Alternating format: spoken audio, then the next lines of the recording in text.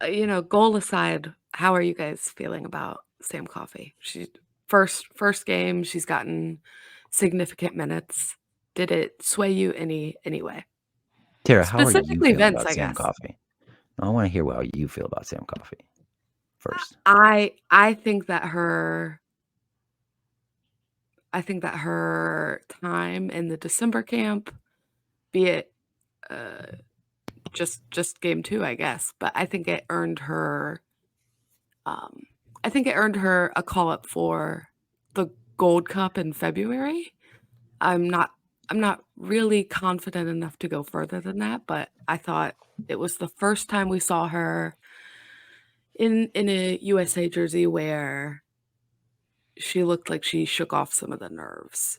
I still think it's difficult for us to really judge our midfielders when it's Lindsey Horan and Emily Sonnet as their partners. I just think they take up a lot of space and it's just difficult for me at least.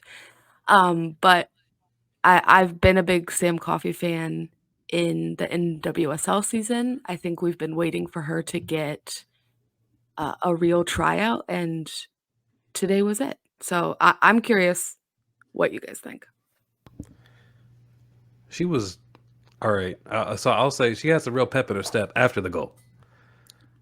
After the goal, it was like every time the ball came to her, she was, she was taking that thing on the half turn, looking to pass it forward. It just seemed like as soon as the goal happened, she came alive. As far as really starting to like try and be proactive in her play. Not that she wasn't necessarily um, in the first half, and I think some of that was um, like you alluded to, Tara. Emily Sonnet next to her, but I don't know. Sure, like I mean, she's earned another call up, as you said, Tara, and she got a I'm goal. So I mean, come on. I'm not I'm feel like I'm alone here and not ready to just totally jettison Sonnet either. So we're talking about it as though like Sonnet would be an anchor dragging down anybody who's auditioning next to her. But I'm kind of in wait and see mode with her as well. And as I've been talking about for most of this, like the press was huge, right, in this game. And uh, we're pressing in like a 4-4-2. So you have Sonnet and Coffee responsible for a ton of defensive ground.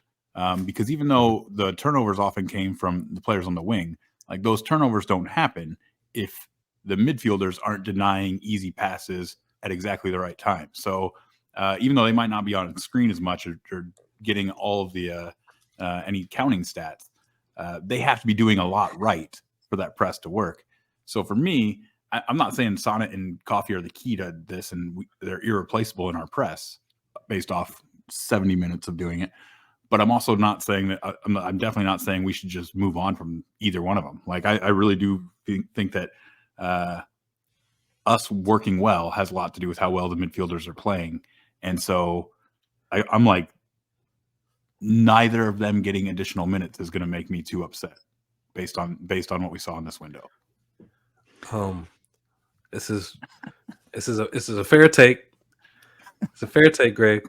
I'm But swimming against this. I know I'm swimming upstream here, but but I will say every time every time Emily tried to like break a line with the pass, it was just so wayward that it was like what are we doing here? And so that's what's really sticking in my head. She was covering ground. She was crucial in the counter press. You know what I'm saying, closing people down and not letting China get out of their half for the most part. But um, I think there is a potential for improvement there. and I'm totally with that. So I'm not I'm not saying like Sonnet organized all of this, and without her, the press falls apart. And we might have another midfielder who can do all the things that she was doing in this game in the press, and can also add more incisive passing to to move us forward in possession too. I hope we get to see those players try out, and I hope they do it when they get on the field. I'm just saying, in the meantime, I really liked what we saw from the organization of the team against the ball.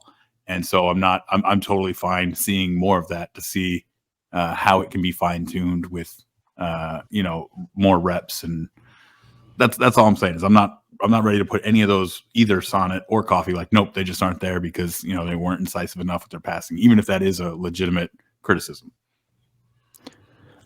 I feel like the choices in the question about Coffee comes down to like who plays in midfield, and the choices about who plays in midfield are downstream for me from the choices about who plays in that attacking band of 5.